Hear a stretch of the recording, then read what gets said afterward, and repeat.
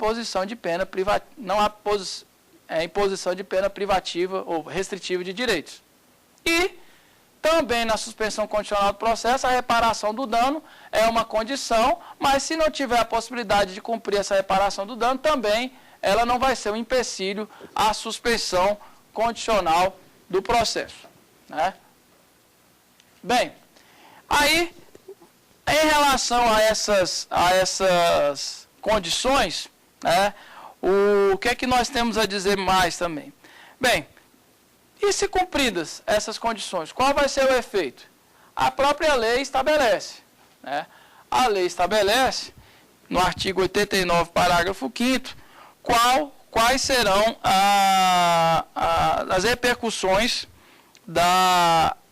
do cumprimento das condições de suspensão condicional do processo.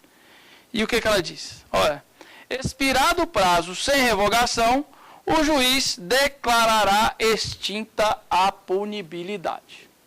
Então, da mesma forma que a composição civil dos danos nas infrações de menor potencial ofensivo, nos crimes de ação penal pública condicionada e ação penal privada, da mesma forma que após o cumprimento da transação penal, após o cumprimento sem qualquer problema da suspensão condicional do processo, a hipótese é de extinção da punibilidade.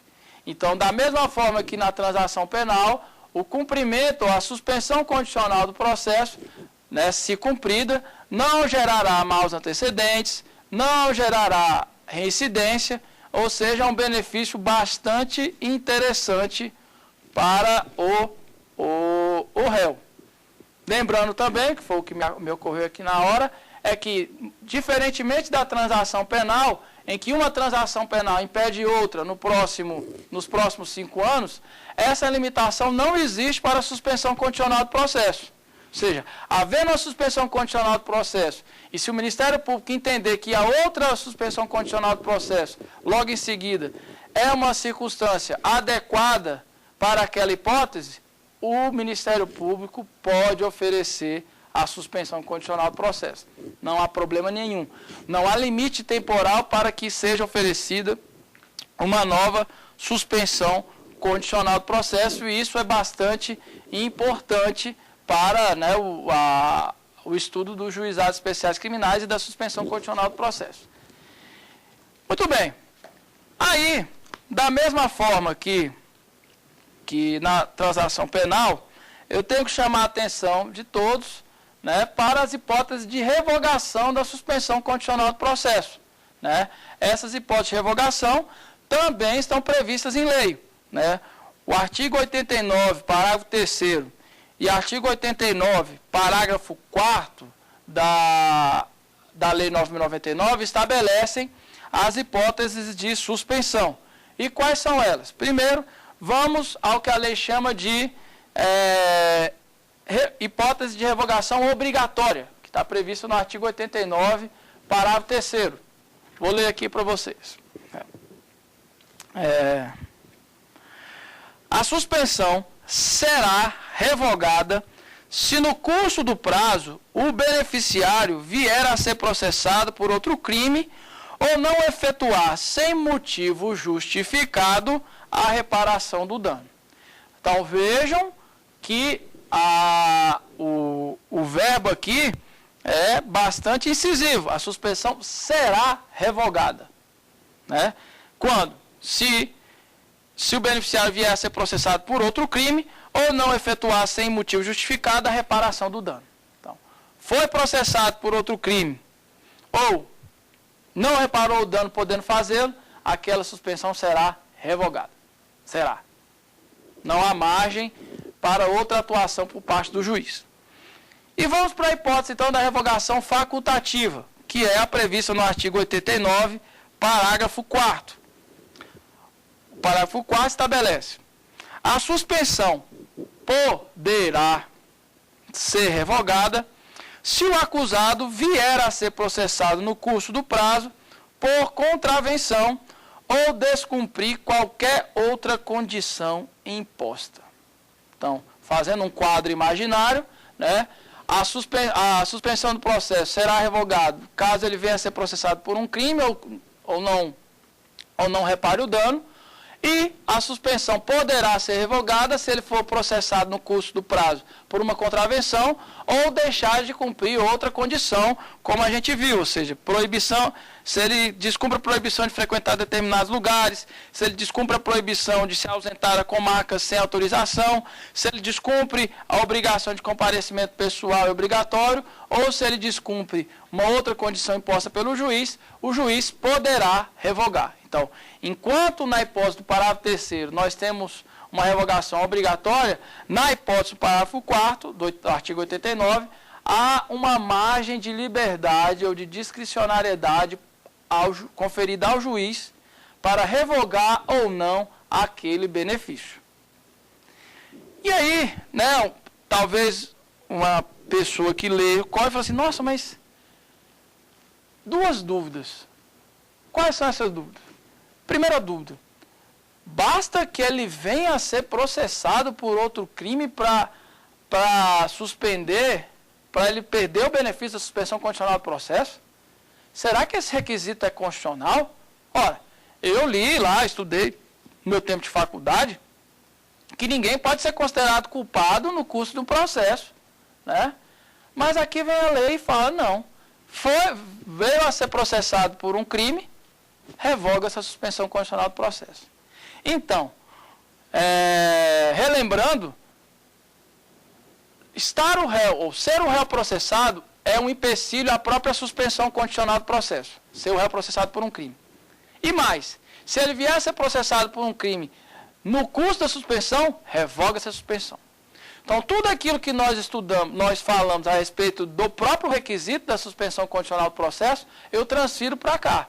Será que esse requisito resiste a uma análise mais profunda em face do princípio da presunção de não culpabilidade?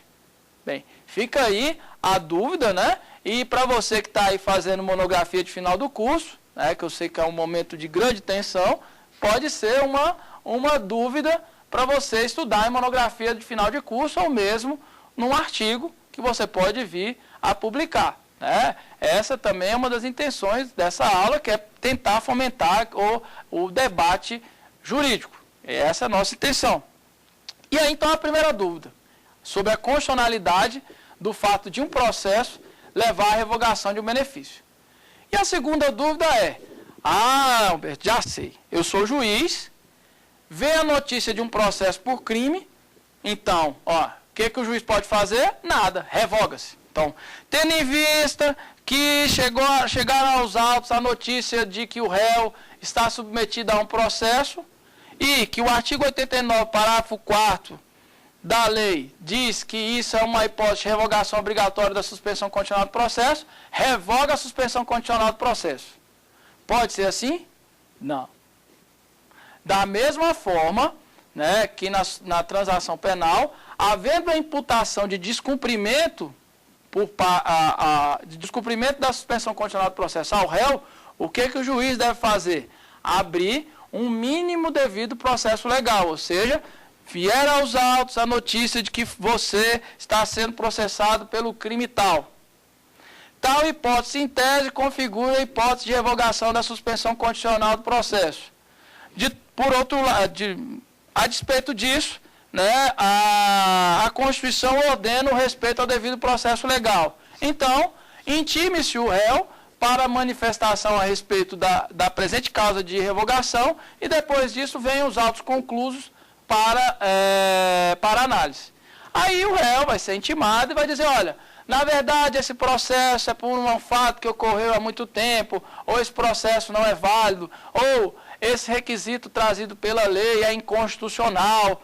Aí o réu vai fazer toda a sorte de argumentação para quê? Para tentar evitar a revogação da suspensão. Né?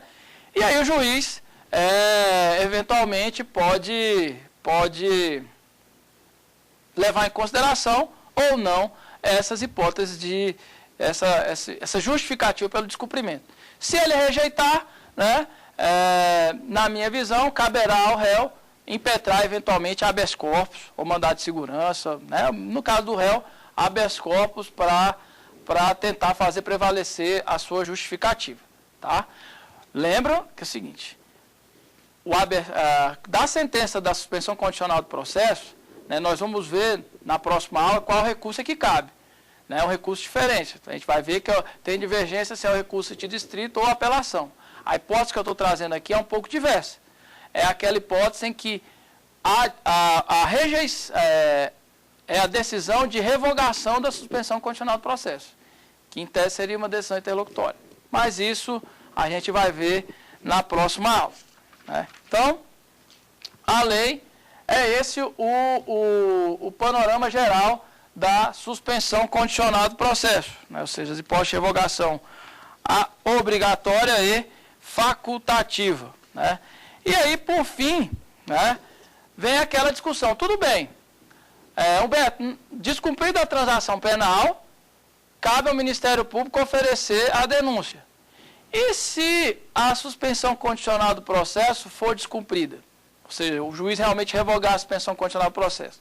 Qual vai ser a providência do juiz? Bem, a providência vai depender do procedimento a que está submetido aquele réu. Peguemos o exemplo do procedimento como ordinário. Né? Mais uma vez eu friso as fases do procedimento como ordinário. Denúncia, recebimento da denúncia, citação, resposta preliminar, absolvição sumária ou audiência de instrução e julgamento, e aí sentença ao final dessa audiência.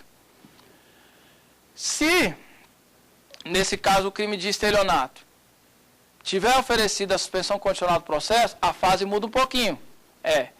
Oferecimento da denúncia com a suspensão condicional do processo,